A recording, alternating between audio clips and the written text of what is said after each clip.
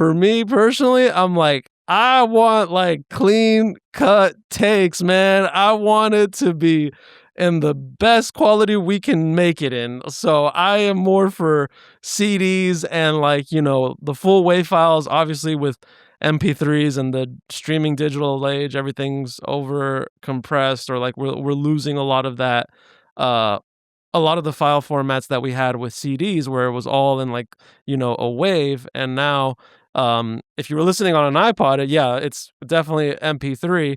And then, I'm not sure. I think with Spotify, it's still the, see, this is why I don't even know, 'cause I don't use it that often, but I think with Spotify, you're still getting you're still getting like the WAV file or everything, but it's like depending on where you're listening to it from, because YouTube compresses everything that goes in through it. They have their normalized feature, so it is what it is at that point with that place. But it's like depending on which streaming platform you're going to, it's like you don't know what the like full authentic way was supposed to sound is supposed to be, because it's like every streaming service, every platform has their own way of like either A, over compressing the file to fit their format, or B, it's like, if they have their like standards and specifications that they got to go to. But I mean, for people who like the vinyl, the old sound, of it, like having those the hum, the clicks and pops and everything, I think by all means go for it. There's definitely an art to it. As far as the other part of your question, whereas like, can we really emulate that with like the the software and plugins we have? Because it's like there's quite a few plugins I've seen. I think I even have one myself. It's the one from Isotope where it's like you can make it sound like it's going through a vinyl, or Pro Tools has like the tape emulation plugin. So it's like I think it does a good job, but at the end of the day, it's like, do people notice enough? Like, I I don't know. I feel like I could A/B it for people and be like, this is from a plugin. This is the actual thing. Can you tell me which one without me giving you the names? I feel like that's when we're gonna find out, okay, who actually is hearing the differences and can actually pinpoint this was from the machine, that's from the plugin. So it's up in the air for me on that one. I'm like, if the audience doesn't know it, they're not gonna really care.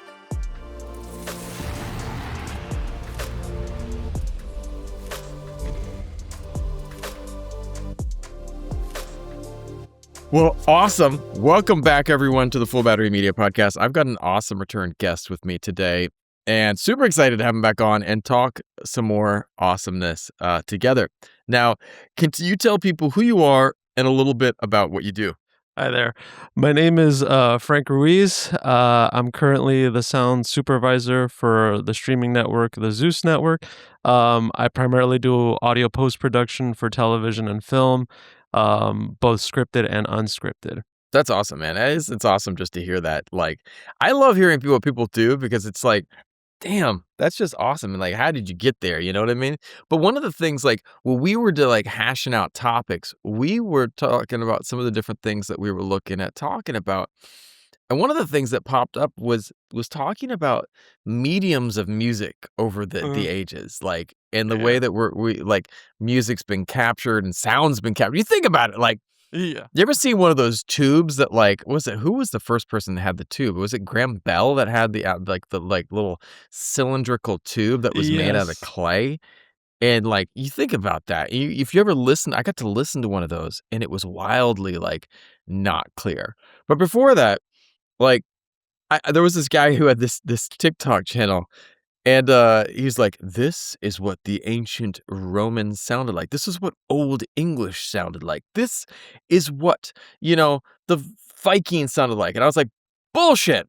Like, we don't know. Right. Like, Right. we could guess. We have some written languages, but like, for all we know, like, people from 600 years ago, and that spoke Middle English might have had New Yorker accents. Like, hey, what you doing around here? It's like, we don't know, man. We don't know what they sounded like, We because don't know. until we were able to capture sound, like, Mhm. the ability to start capturing sound was powerful. And now, Mm. it's so easy for people to record stuff, but there's been this whole, this beautiful journey of sound technology and sound recording technology that I'm just geeked out by, man. Yeah, it's definitely only gotten better, and it just keeps improving upon itself. However, I will say vinyls are starting to make a comeback. I'm noticing Yeah, man. everyone wants physical media nowadays, so slowly, vinyl sales are definitely the big one, but CDs and even tapes. I've been noticing like tapes are also like starting to make a comeback. It's just finding devices to be able to play them is the complicated part. Look at that, look at that. It's exactly Uh, what I'm talking about. Everyone loves I physical got my media. I love it. I've got cassettes down here, I've got CDs over there, I've got vinyl over there because it's like there was a I post I saw someone recently said, and he's like, "Can we just get rid of physical stuff?" And I was like, Oh my "But you own it. You have a yeah. piece of it."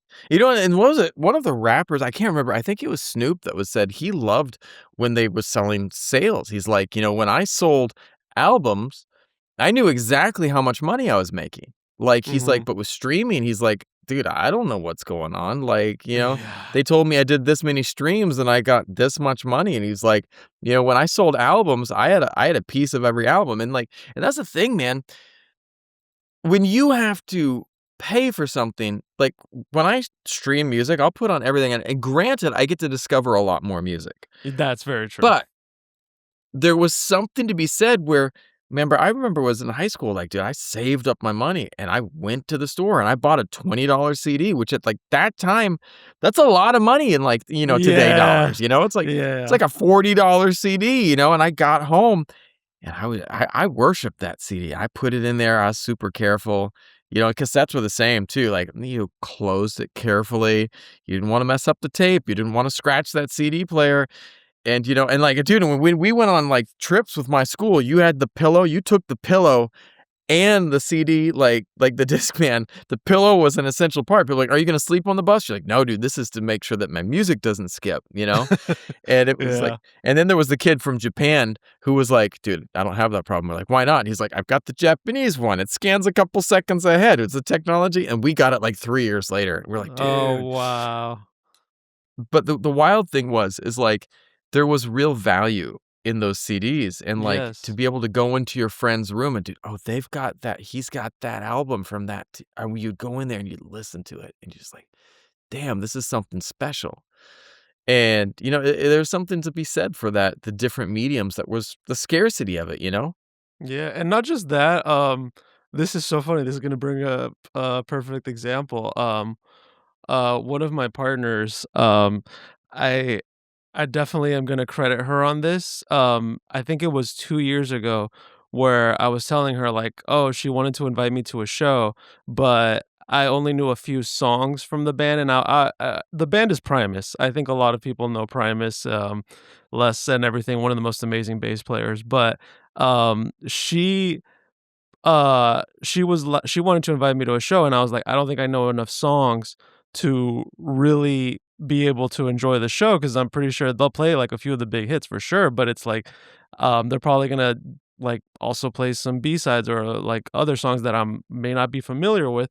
So, she had, like, these speakers, like, from way back in the day. I wanna say back in the early 2000s or whatever, but she had a vinyl player and she sat me down and she's like, "We are gonna sit here in front of these speakers and you are gonna listen to this masterpiece from front to back, and just if you like it, I'll bring you to the show. If you don't, then now we know."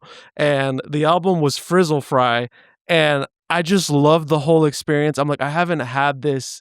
This was, I want to say, back in 2023 or 2022 when she did this, and I felt like a kid again. It was so exciting. You're just there, you just let the thing play from front to back, and it's a whole Mhm. experience where you're just sitting in the room and just enticed and sucked into, like, whatever world or musical experience you're about to endeavor, and I love the whole album front to back. It's my favorite album by them at this point. I think it's, a bit a bit obvious and like, biased and cheesy, but I don't care. I had a great time, and like from there I started diving into more of their catalog of music, and so I had a great time at the show.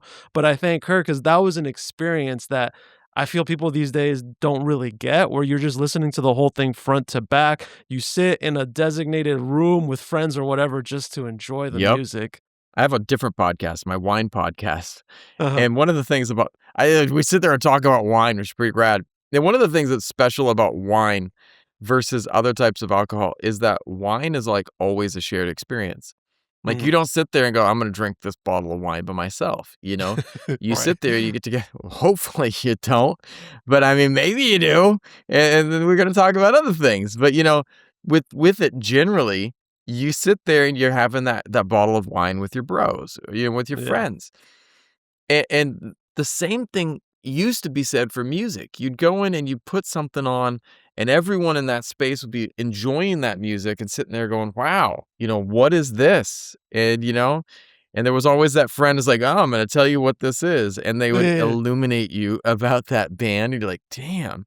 And and we had all of these cool things, and like one of the things that I think that is special about that, um, is that each one that came along, whether it be records, tapes, CDs, and now fully digital, changed the way we listened to music.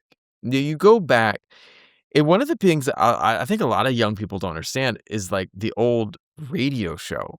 Like radio shows were this big thing. There was this great um they had this one thing where, like, it was this TV show or radio show, it was before TV. This Okay. radio show, and they played something called War of the Worlds. Now, you gotta check in the '50s, people would sit around the radio and, like, Yes. listen to these talking shows. Like, they would Yes. sit there, little Bobby and Sally would be like, "What is this, mommy?" And they're like, "We're gonna listen to the radio show." It's like, "Oh god." They'd sit there and they'd listen to it, and there was this one show called War of the Worlds that they played on, and it sounded like aliens were invading the world, and, like, people were freaked out, man. They thought that this was real, but, they had this event, they would sit around, but then records came along, and it gave people the ability to suddenly shift. Like, before, Mhm. when the radio was on, you listened to what they played, but when Yes. records came, you got personal freedom there, you know? Mhm. But you couldn't really travel with that music, you know? You couldn't sit there and go and so people but then cassettes came along and people were like, "Dude," and before cassettes, let not skip the 8-track, like, Right. the 8 tracks, giant-ass cassettes would be Oh, putting in there because man. a record doesn't work in a car. Like, I guarantee you records won't work in a car, but tapes did, and we got CDs, and the quality started improving, and then we got Mhm. digital, and, like, I got, like, an old iPod somewhere over here. Yeah, right here. This is my mom bought this for me, and at the time, it was huge. This is a 30 gigabyte iPod, like, 30 gigs, like, now, that's nothing, Uh, man. I am part of the I use an iPod solely for me. I have an iPod still. It is my source of music.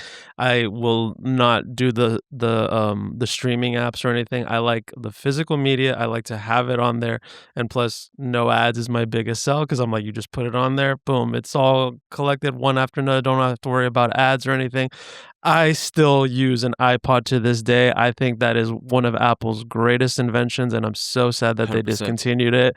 But, What yeah, I'm with you on that one. I still use my iPod to this day, and that's how I'm listening to my music because I don't like paying for multiple streaming apps, and on top of it all, it oh, and the biggest thing too is, once you put it on there, it's like it can't be edited. They can't go back and redo, Yep. it's like you get what was released and how it came out. How you have it on there is a saved, like, file version of it. And Apple messed that up. What was it? The U2 song that they threw onto everyone's Yes, iPhone? yes, I remember It's so that. Oh my it was god. such a failure, and they were like, "Hey, it's gonna be a great idea. We'll just put this medium on everyone's phones." People were like, "Nah, dude, I don't want this I album don't on want here." yeah. Yeah. I It's remember wild that. though, but, and, like, before, like, music was tied to the physical media, like, I have some of my wife's CDs. We actually found a bunch of her old CDs, and it's Mhm. wild because it wasn't just the CD.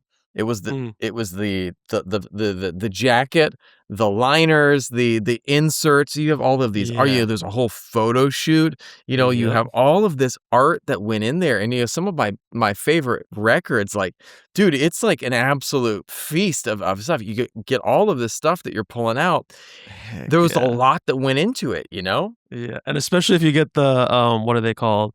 The bonus content or the extended disc Yeah. collection, what have you. It's like, it's just a treat to open and look through what all it might contain and have, and I think that's a big thing we're missing today when it comes to, like, not having the physical media. Right.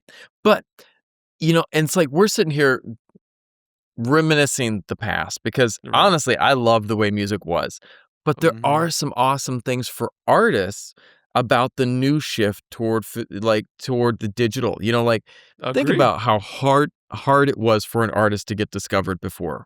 It Mhm. was really tough. And even Mhm. still, the record labels, are not that easy. But you get like I follow a couple I loved always Macklemore, and Macklemore was always, Yeah. he was, non-signed. It was like self-produced stuff.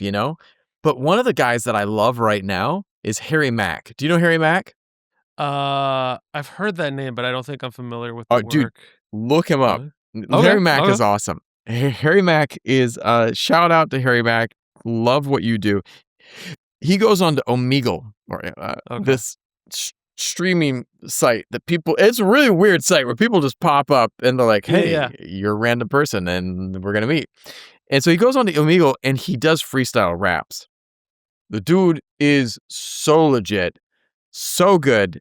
I don't even know how the man's brain works, but he is so good. And people they start off with like, "You look like you're someone's dad," and these kids just start really hazing him, and it's brutal. The And internet then is he's not like, a safe space. "No, it is not." And he's just like, but the second he just drops, these rap verses, it's Yeah, ridiculous. And okay. he's able to do that because of the new types of media. And then he puts what he records on Omegle onto TikTok and YouTube, and it gets bigger and bigger and bigger. Like that could have never happened 30 years ago, 20 years ago, even 10 years ago. So it's like there's positives and negatives of each side. Oh, yeah. 100%. But from a sound standpoint, we're like talking sound, like that's your area. Like, Yes. what's genuinely different about recording to tape or vinyl versus like recording digitally? Well, recording to tape, you gotta know what you're doing. I honestly think when it comes to tape, that's something you gotta be on top of it because it's a lot more work for, the engineers, like, you'd have to cut, re-put it back together, and then, like, making sure everything is in sync, especially if you're using multiple tape machines. I'm like, that process is insane to me, which is personally why I'm actually gonna say this. I prefer the digital age of just you're going straight into your DAW, whether it be Pro Tools, what have you, but it's like you can edit it all on the computer, make it real simple, and like, you know, it comes with its drawbacks because I think we also with that you also get a lot of people who don't fully practice and they're just kind of like, we'll just cut it together and once we get to the Autotune. editor, Yeah. auto tune, yeah. So it's got its drawbacks, but I do like that, like it makes it more simplified to where any person at home can pick it up and it's like, it'll take a little bit of time and if you really just practice your craft, whichever instrument it may be, you'll start to get the hang of it and be able to do your stuff in fewer takes. Cause the big thing Yeah. that you can't cheat is practice, man. You gotta go over Yeah. and over it. I forget what I'm pretty sure most guitarists say this, but you practice it until you can't get it wrong. That's the way you should Yeah. be doing it and, like, really solidifying whatever part you're playing for whatever song. It should be solidified to the point where it's like, you can't mess this up because it's just ingrained into your fingers, hands, your feet, if you're on drums, what have you. But, um Yeah. each side has got its, like, pros and cons, but tape is also very expensive and finding the equipment for it as well as, like, if you're trying so, pick whichever one you wanna do. I that's a dealer's Right. choice one, but me personally, I prefer the digital age because I like things to be a lot more quicker and just s as quick as we can go. Right? I think one of the things that is interesting to me is that, with all of that, Yeah. uh, my friend, Doctor Robert Hoffman, he was Okay. actually he moved from music into, acupuncture and Chinese medicine, and now he runs an acupuncture school. It Oh, was one of wow. my good friends, and he is a guy I was running their podcast for a long time, but I had to step back because I just got so busy. But Okay. one of the things that Hoffman did, Dr. Hoffman, he worked with Quincy Jones and Michael Jackson on Wow. Dangerous. And so he was Wow. telling me, he was like, "Dude, it was like 1,000,000 feet of tape." Like, he's like, "It was an Jesus. insane amount." And he was telling me about, like, what you would have to do to get people into that place. And he's like, "One of the things that people don't realize is at that time, people could sing. Like, Mhm. really, really, really, really sing." Oh, And, yes.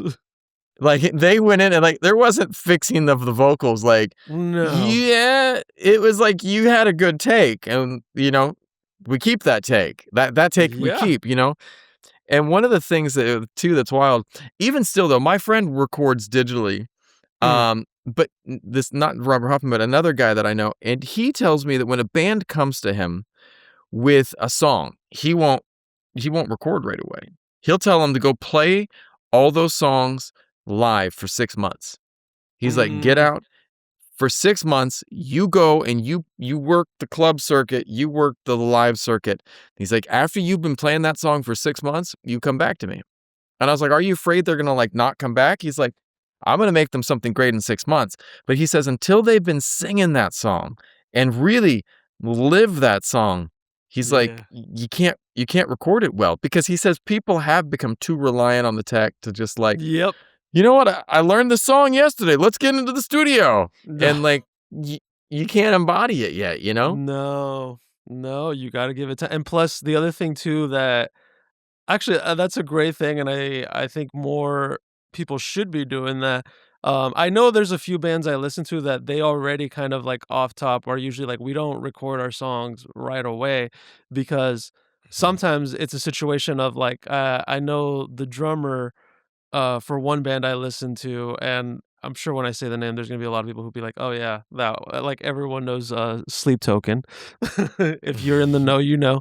Uh but basically, like, they never record they, like, will have scratch tracks in the beginning, but, I think in the interview he did, he was discussing how, like, he'll play what he kind of expects the songs to go like, but then afterwards he'll, like, redo and he's like, "Okay, what can I do to kinda add? What can I, like, spice this song up with or throw something different in there so it's not all like I think that's something we have a lot of these days in very many genres, and now with the AI music, it just copies the formula where it all sounds the same. So a lot of Yeah, musicians now, it's like they'll take the scratch tracks and like they'll play it so much, and they'll play the thing that they expect it to sound like, but then they're like, okay, how can I make this more interesting? And that's where we get the really unique ideas, where it's like you get all the crazy drum fills, the amazing guitar solos. That is like, whoa, that's insane, and I wasn't expecting that, and I think you really need that in this day and age of music where it's just there's so many artists being uploaded to Spotify, Pandora, what have you. It's like you to get lost in all of it, it's like you have to have something that stands out. right? You have to. It You has to be have something to. special. It has to be something that is different because, one of the things too, I love MMA. And it was Yeah. interesting because, back in the old school MMA when the UFC was first starting, it was wild. Like, there were dudes, come out with one glove, one boxing glove and one bare hand, and he's, Oh, whacking geez. dudes with his hand, trying to grab them with this hand. It was brilliant. And then there was guys but, one of the things that you got is, as people started leveling up their skills, everyone kinda became the same. But what you're seeing now is like you get these guys that have all trained in the same style, but then they specialize in this and they get back into their specialties because it's like as everyone gets this even playing field, you are getting people that are able to go out like a Harry Mack or like what's his name? This is one kid, I can never remember his name. But he's this famous musician, and the kid will sit there, and he went on to all the late night shows and all that, and he's like, he like make a noise, and then he turns it into a whole song, and you're like, dude is a musical genius, and I he just think has to have is it Charlie what's his Puth? name? Charlie Puth, yeah, man, of Yeah, course it's Charlie Puth. dude, I Dude, love watching his the way he check like this out. makes music. Yeah, And then that was boom! yeah. Now his mixing course is a whole other situation, but I'm like the way he creates music is freaking phenomenal. But he is one of those guys that like I tell people I'm like that's someone who just kind of gets it and is so creative with Mhm. what he sees that he already can kind of picture what he can do to manipulate it, create what have you. Like he already has like his brain is always going and the creativity for him is just endless. And I think that's very unique, but it's always funny because it's like he has these classes where he teaches people how he does what he does, but I'm like, this man cannot like fully explain what he's doing. It's just one of those situations where it's like he's got his brain is going so well that he can't break it down, which I think is funny because it's like, look, 100%. I still love you, but I'm like, I don't think you should be teaching this. I'm like, it's something that you kind of just know and you have the creativity for it, which is, I mean, I have that when I try to tell people about like sound design for the work I do. I'm like, sometimes it just clicks for me. With dialogue and mixing, I'm like, I can definitely break that down how I do everything. But sound design for me is like one of those things where I'm like, I can just kind of look at an object and be like, "Oh, I can do this, this, and this with it to get kind of this sound." Or if I'm looking at, how can I get these really mutated effects? I just kind of, like, I will look at like different things and be like, I can do this with this. I can like maybe scratch it like this, add a little low end frequency, what have you. Charlie's the same way. It's like his brain just Yeah. kind of can have that process where it can go off in so many different ways, but I don't think like it's hard to explain because it's just like he just kind of knows based off what's happening in his own mind. And it's just funny because I'm like, I knew who you were talking about as soon as you said it, but I'm like, I watched his I think it was his master class of how he does mixing stuff just because I was like curious on it. And I'm like, dude is like multiple times just like doing stuff and not explaining what he's doing because it's just like, oh, I gotta do. But I was watching it and I'm like, oh, I see. He's like over compressing this instrumental track. He's like adding a little bit of low end harmonic. Like he's just doing it and not explaining what he's doing. But I'm like, obviously, if you're already understand what's happening in the process, it makes sense. But for beginners, I'm like, they're gonna be lost. We're so like so lost. That's wild because it's like, and the beauty is like, I think that we have this ability to step into stuff. And it's like, this Mhm. podcast is all about people like creating their own thing, whether it be music or art or podcasts or Yeah. whatever it is, dude. But it's interesting because people keep circling back to some of the like vinyl analog gear and Yeah. even in this era of like of unlimited digital access because there's something to be said for some of those older mediums and like the tone they give the dude I went and shot a music video on like on a cassette, like a Yeah. VHS like type of thing. And then we converted it to digital and it looked awesome because it gave this like one of my editors was like, we can just shoot digital and then give it a film effect. And we tried that, but it didn't match up with what we were doing when we shot that on tape, like on VHS. It was wild, but when we converted it, it looks so cool.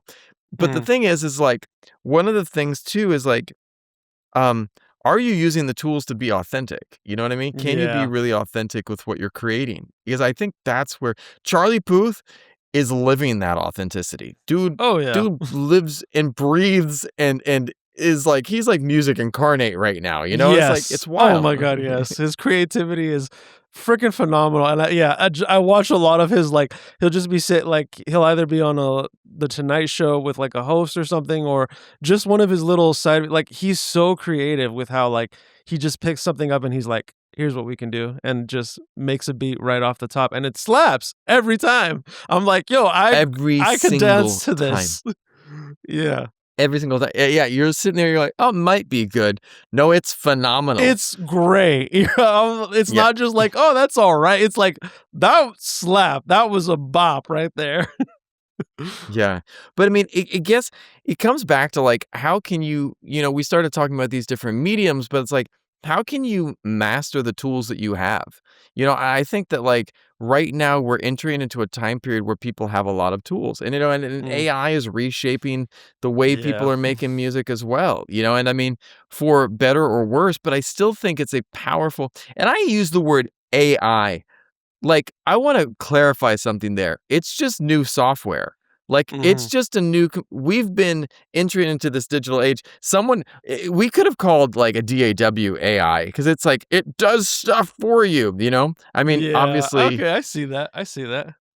you know what I mean? Like, it's a new Yeah, software. yes. I mean, Yeah. certainly, the way the software interacts with us is a little different, but, Yes.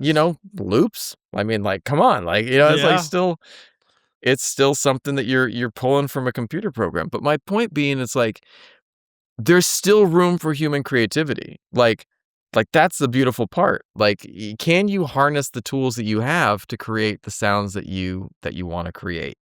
And that's where you find out who the real creatives are, because when you are limited only to what you have and what you can output, that's when you find the people who are like, "Oh, this person, like, they got some ideas and they know what they're doing."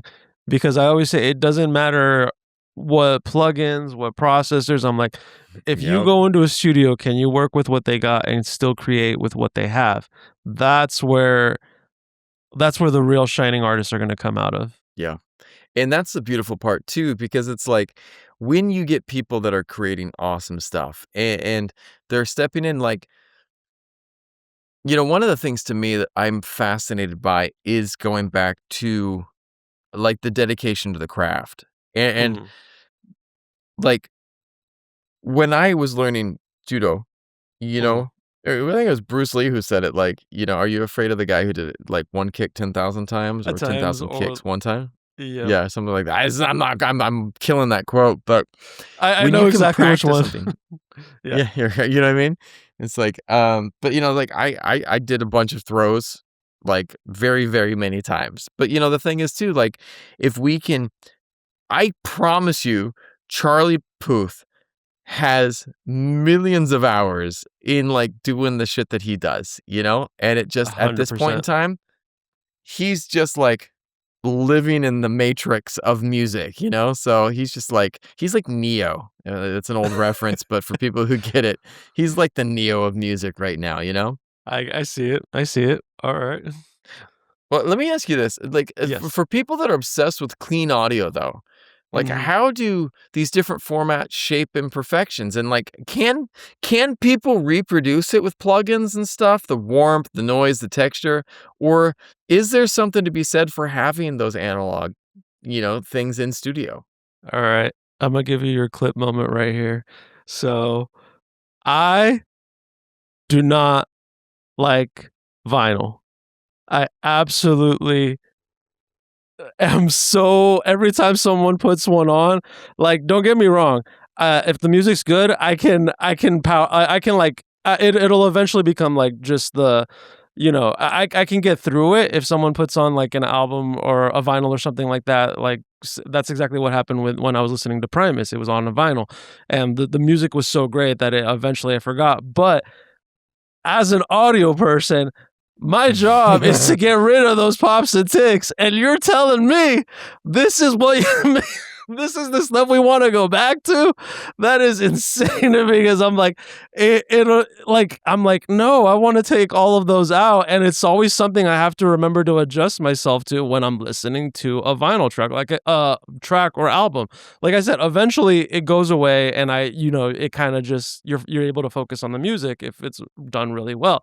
But for me personally, I'm like, I want like clean cut takes, man. I want it to be in the best quality we can make it in. So I am more for CDs and like, the full WAV files, obviously with MP3s and the streaming digital age, everything's over compressed or like we're losing uh a lot of the file formats that we had with CDs where it was all in like, a wave. And now, if you were listening on an iPod, yeah, it's definitely MP3. And then, I'm not sure. I think with Spotify, it's still see, this is why I don't even know because I don't use it that often. But I think with Spotify, you're still getting you're still getting, like, the WAV file or everything, but it's, like, depending on where Mm, you're listening to it from, because YouTube compresses everything that goes in through it. They have their normalized feature, so it is what it is at that point with that place, but it's, like, depending on which streaming platform you're going to, it's, like, you don't know what the, like, full authentic way it was supposed to sound is supposed to be because it's like every streaming mhm, service, every platform has their own way of like either A over compressing the file to fit their format or B it's like, if they have their like standards and specifications that they got to go to. But I mean, for people who like the vinyl, the old sound, of it like having those the hum, the clicks and pops and everything, I think by all means go for it. There's definitely an art to it. As far as the other part of your question, where is like, can we really emulate that with like the the software and plugins we have? Because it's like there's quite a few plugins I've seen. I think I even have one myself. It's the one from Isotope where it's like you can make it sound like it's going through a vinyl or Pro Tools has like the tape emulation plugin. So it's like I think it does a good job, but at the end of the day, it's like, do people notice enough? Like, I I don't know. I feel like I could A/B it for people and be like, "This is from a plugin. This is the actual thing. Can you tell me which one without me giving you the names?" I feel like that's when we're gonna find out, okay, who actually is hearing the differences and can actually pinpoint, "This was from the machine, that's from the plugin." So it's up in the air for me on that one. I'm like, if the audience doesn't know it, they're not gonna really care. I think that's spot on, man, and I think that it's, like, to each their own. I I don't know why, but, like, certain media I like listening to on certain things, and, let me Okay. explain to that, like, Yeah, yeah. I grew up listening to the Beatles on vinyl because my dad had all the Beatles on vinyl, and so, I kind of, like, was like that, well, then ABBA was, like, on cassette and, like, all of the heavy metal, like, rock, Heck yes, my you know genre. yeah, I was listening to all of that on cassette, so that cassette, Okay. like, tonality was, like, something that I expect to hear with that, and then when CD came out, it was really weird to be listening to some of that rock on CD because it was so damn clear, and, like, I was Mm. just so used to, like, listening throwing it into a cassette and, like, my cousin's, like, Mustang 5 that he was, like, blasting, like, this rock music in, and, like, I'm just like, "Aw, dude," you know? It was wild like that, but, like, there was an associated, like, tone, and so when I listen to it, like, now and I'm listening to it super crisp, it sounds strange to me just because it's so damn clear, but that being said, I got this one meditation, like, Koto Shakuhachi, and it just Mhm. sounds, like, wild when it's on record, but then I was listening to it, like I found the same thing on, like, on YouTube, and it was, like, I I don't know where it was, it's somewhere I found it playing it, and it was, like, so clear, it's so relaxing, so clear and so relaxing that it was just like, wow, it was a very different vibe, but you're right, like, I can feel you on the record stuff because it is an acquired taste, and, Mhm. my audio engineers, they're trying to remove those noises all Yes. the time, So it's like, and they're I like don't wanna hear those. you're right? Ah. Well, one of the things too, like, do you think artists create differently when they know the music will live on a physical medium versus being streamed? Like, do you think if I told my wife, like, "All right, we're gonna turn this music into vinyls," like, Mhm. do you think or cassette, we're gonna do a run of cassettes versus going on streaming. Do you think an artist would create differently if they knew it was gonna go on a different medium? Ooh, that's a good one because 'cause I'm like I feel like it depend on the artist, but in the beginning, most definitely not, because you're gonna wanna try to get all avenues of revenue, all avenues of, like, getting your music played wherever you can. It's like, in the beginning, probably not, but I'd say if you reach to a certain level, that's when you can start being like, "I'm gonna put this only for vinyl," or, "I'm doing this album now just is gonna be for CD," what have you, but in the beginning, I think artists really gotta focus on reaching as much of an audience as they can, so I don't think that's something that they would do to start off with. That's super interesting. Now, for younger people, Mhm. artists who've never owned physical media, what's worth learning from those older formats and workflows that might help them? I mean, like practicing more, I think would be a great thing with my daughter. She's like, "I know this song." And I said, "No, you don't. Like, can you play it like 20 times without making any mistakes?" And she's like, "Well, no, I'm going to make a mistake." I said, "Then you don't know it yet, you know?" Yeah. Yeah. You know, you got to live it and breathe it. And, Yep. I, those, man, you listening to some old jazz singers. I was listening to Nat King Cole the other day. I was listening to, man, what was it? Just there was a bunch of things. I was listening to Miles Davis, and Mm. there was just they didn't play the music. They were the music. It was just like Yes. this, the sync, Yeah. complete syncing up. And I think that that's something I think they could learn. What do you think people could learn from the older music styles?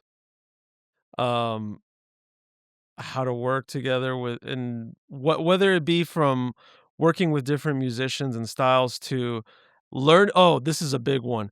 Learning, um, you had to actually learn how music works. I almost wanna say music theory, but really it's just understanding how to play your instrument and, it's still gonna fall under music theory no matter which way I'm trying to word it, but I think it's like understanding how music and composition works, because a big thing that, a lot of this is why I love jazz music so much, and I don't know if you've ever seen the Disney movie Soul.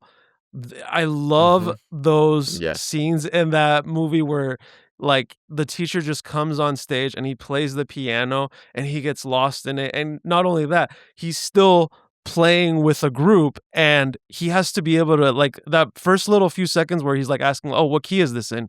And nobody's responding to him, and he just has to jump in and find the note, and once he starts feeling it, he's able to jam along with the band until he just gets lost, and we get the title.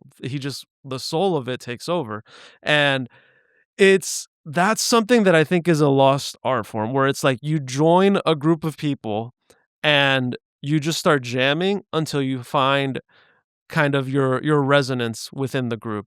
That's a big one, because if you can just, like, hop in with a band and, like, don't even have to ask, you're just listening to what they're playing and you're just kinda like, "Here's what I'm gonna do to add to it."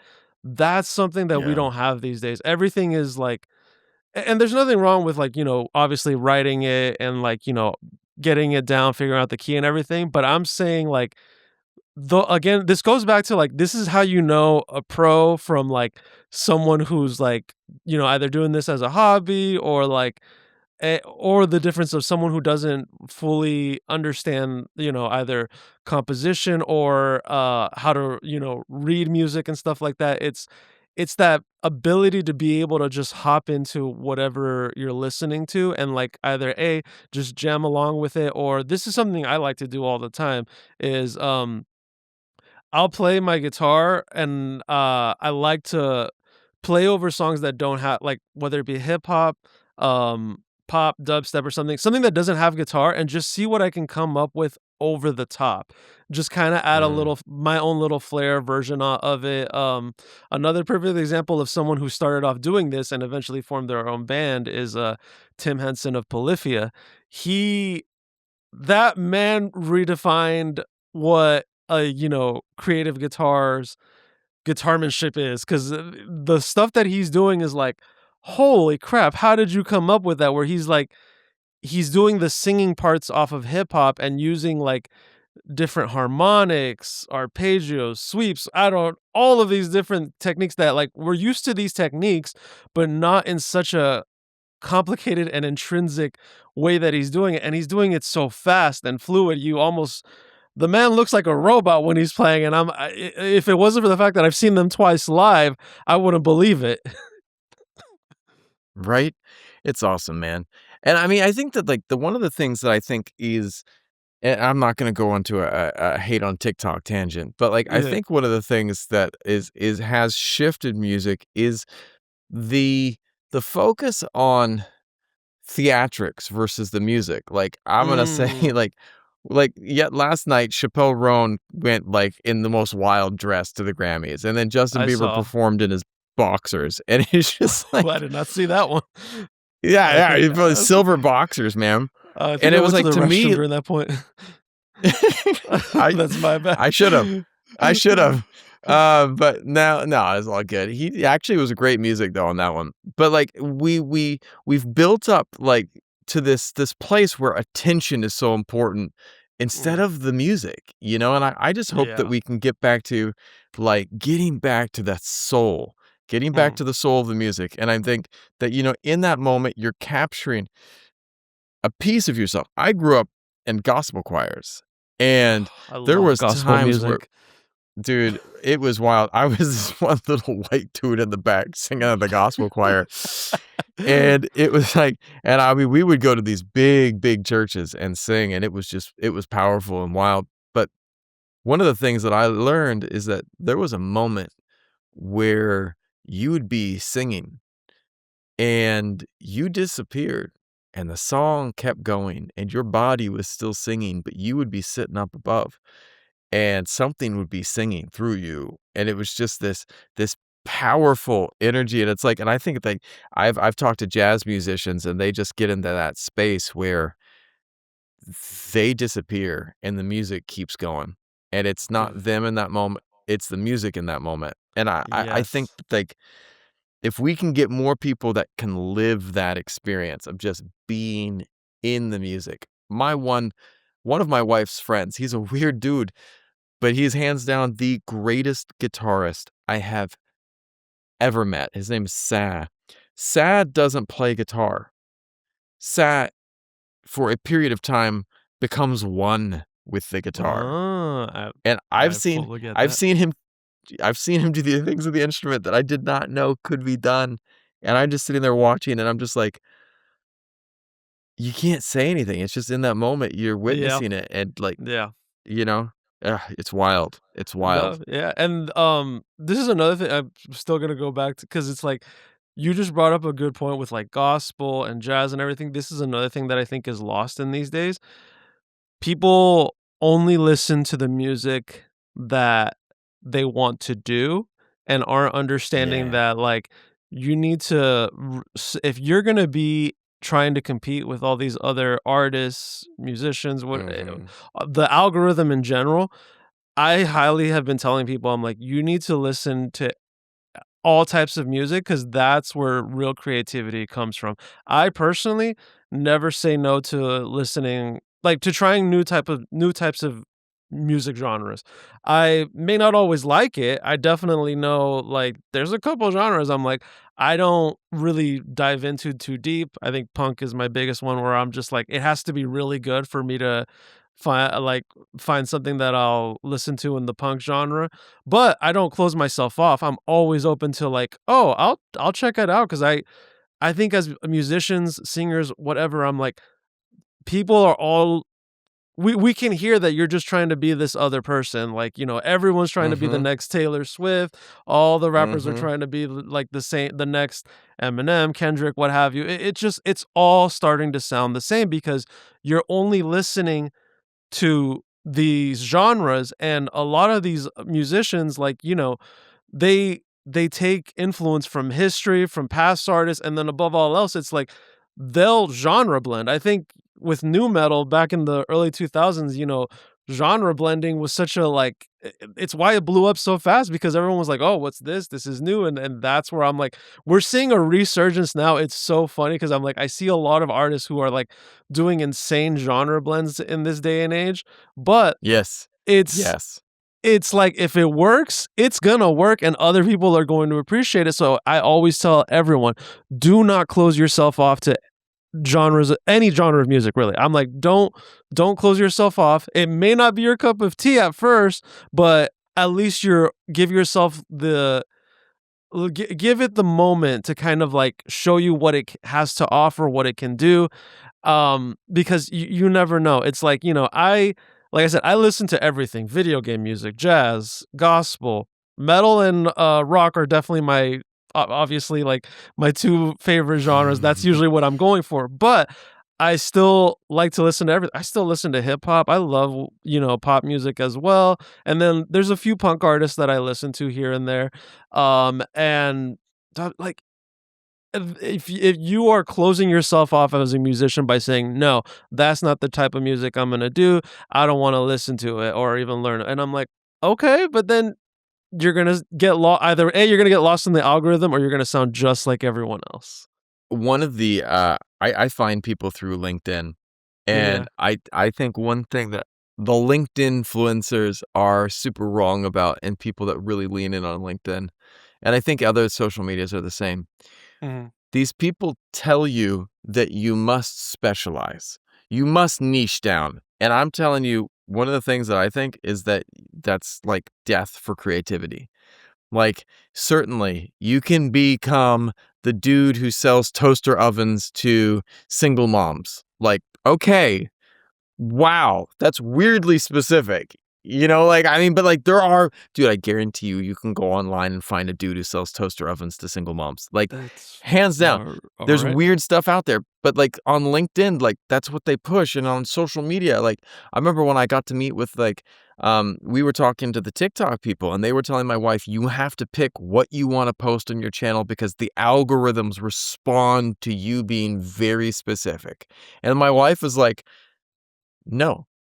They're like, "Well, no, you gotta do that if you want it to kinda track with you." And she's like, "I'm gonna put up all different types of music because I don't like doing one type of music." And they're like, "But it won't help your growth." And she's like, "And I don't care. I'm gonna do the music I love." And like, I was like, "Bravo, bravo." Because at the end of the day, if you niche down, it's great, but then you become, dare I say, boring at times or, No, like, honestly, yes, you are you correct. become I loved when Beyoncé came out with Cowboy Carter, and, like, Beyoncé's like, "I grew up in Houston. Let's do a country album." And people are like, "What the hell is this?" And it was not, like, strictly pure country, but, dude, it was goddamn Yeah. masterpiece. Some of those songs were really good, and for her to do it that way, whether you like it or not, like, dude, it was different. And Yeah, she tried something that was uniquely hers. And exactly. that's how we get creativity, and that's how we grow, and that's how we iterate to better things down the road. But, I I mean, love that can country be as any well. type of. Yeah, right? What's your favorite country, man? Okay, so my 2 favorite are well, I don't even know if they're together anymore, but Florida Georgia Line is the big one, and then Bailey Nice. Zimmerman is like he came into the scene, and I was like, "Yo, this man's been through some heartache," and I feel like with country, that's usually what it's all about, but his just like I could see which ones, like, kind of sounded like very like, I was like, "Okay, this sounds like they were just like, 'Let's put this song out there, and, like, this is the formula we're gonna follow for this one,' or whatever." But Bailey Zimmerman, maybe he's doing it too, I don't know, but that his when he sings, I'm like, "I feel that." And I Yeah. love, like, his my favorite song by him is, "You Don't Wanna Fall in Love," and I'm like, that I was just like, "Bro, just tell me your story. I'm here for it." Like, I am locked in for the ride. Like, he sings, and that to me, it sounds like it's coming from the heart, but for all I know, he could just be like, "I just know how to know how to work the formula," and that's okay because 'cause I'm like, "You know what? If you do it so well that I can't tell if you're being authentic or not, but it still is good, hey, Yeah. hats off to you." Right? Right, man. If you could give, an up and coming artist some advice today about finding their place and like finding their style, what would you say? Literally most of what we just discussed today, and that would be don't shut yourself off to genres. Listen to everything that you can. There's actually a specific person I have in mind, and I'm so proud of her. Um, I hope she watches this because I think she's gonna know. I will shout out their group name, Navik. I'm very proud of her. She we started making doing shows together. We were in a group together. Ultimately, it fell off when I had to move, but she started back up, and I told her multiple times, I'm like, nobody is your music career is all in your own hands. Nobody's here to make sure like it's doing well. I was like, you know, go to the do live shows. You're gonna have to talk to people. You're gonna have to like think outside the box when it comes to your music genres. I even got her into like not full on metal, but I got her into a few artists. I'm sure she'll remember the first time I took her to her first metal show, and she now is a fan of Bring Me the Horizon was the group I took her to go see. Um, but don't shut yourself off to genres. Be open to everything. Master your craft because she really like she's always practicing her singing voice, and I hear it, especially in the new in the latest album that they just oh no, they just dropped an EP that I was listening to, but she is absolutely killing it. The only thing I've been telling her is I'm like, you gotta expand your outreach because you're in a small city. Well, it's not a small city because it's back home in Oregon. She lives around the same area I did, which is next to Portland. And the thing is they're only playing shows in the area. I'm like, you gotta step outside the comfort zone, doing shows in different states. But the big thing, yes, is like don't cut yourself off from listening to other types of influences, studying what artists influenced the artist that you are trying to be like, and then 3, just grinding away talk to people, 'cause everything is word of mouth. Like, yes, we have our algorithms, the internet and stuff like that, but hearing through other people and then 'cause it still falls onto, like, word of mouth because if someone sees something there and that's, like, good, they're like, "Oh, hey, check this out," and it's still word of mouth at the end of the day. So, to Mhm. me, that's my biggest advice, and I had a question for you 'cause, I wanted to Do ask you tell. this. You said you listen to hard rock and metal. What is the heaviest artist you ever listened to, if you can think of it? Mm, Gee, the heaviest, I think, like, back in the day was, like, Rammstein or something. Rammstein? Okay, okay. Oh, Yeah, he's got I mean, dude, yeah. it wasn't my go-to, but, like, I think I got this weird punk rock angle for my background, like, Okay. um, when I was in a teenager, like, I was moderately like, not I was not really into punk, but I lived in, near the Riverside area, and my sister, was married to a guy who was really big on the punk rock music scene. His name was Nice. Gabriel Gill, and Mhm. he played for a band called Falling Sickness. And Falling Sickness was, like, at the heart of that whole Riverside was a big, like, area for punk rock scene in the Inland Empire. And so I knew all of these guys. Like, I got to meet all of these guys, and so I got to meet the guys from Voodoo Glow Skulls, I got to meet the guys from Rancid, and they were just, like, people No, that were damn. at my brother's house and, like, my brother-in-law's house, and I was just, like, go in there and be like they're like, "Hi," I'm like, "Hi, guys, how you doing?" Like, so all my friends were like, "Dude, you guys," and so I was around a lot of punk rock, and it wasn't necessarily my thing, man, but, like, Yeah. I was around a lot of punk rock, and, it was pretty cool, but, like, I was more into but I didn't get much heavier. I didn't go super heavy. I was like Okay. I loved the stuff that was, like that you could feel, like, more emo too, so I really love Okay. listening to, like like, more I was a big into Metallica, "Nothing else This matters," matters. which not metal per se, it's Not more I don't know, anymore, is that but yeah, it's definitely not. metal, but by today's standards, you're gonna hear a lot of people like, to me, I'm like, "Look, they definitely were the band besides, Ozzy Osbourne and Black Sabbath. Metallica is definitely the band that popularized metal, and for their day and age, they are thrash metal. They Yeah, still are they still are under the metal category, but definitely by today's standards, they would fall under hard rock at this point because the metal has gotten so extreme that it's yeah, so ridiculously heavy today, that the new bar for what, like, metal music is now, like, pretty good bit higher now because it's just so insane the stuff you can do with it, how heavy the drums can hit, and then how low you can tune your guitars, and then just insane vocals, which is again another thing that I love about metal is just like the growling, the screaming voices that people yeah, can the animal noises. Oh my god. Will right, Ramos is a beautiful example of this where like he did what is it? They stuck a camera down his throat and, like, we're basically watching how he does his vocal cords move when he's doing all the different, like, voices that he does for his songs, like the screams, the gutturals, and everything, and it is just insane because I'm like, "How can a human do this?" And that is the biggest thing that right. I love about the metal genre. I love it, man. Well, brother, where can people find out more about you, man? Alright, but everything is usually tied to my name, because I like to make it real easy for people to find my social media, so Facebook, Frank Ruiz, Instagram is Frank A. Ruiz with underscores in between, and, LinkedIn, still Frank Ruiz. I like to make it real easy to find me if you wanna connect.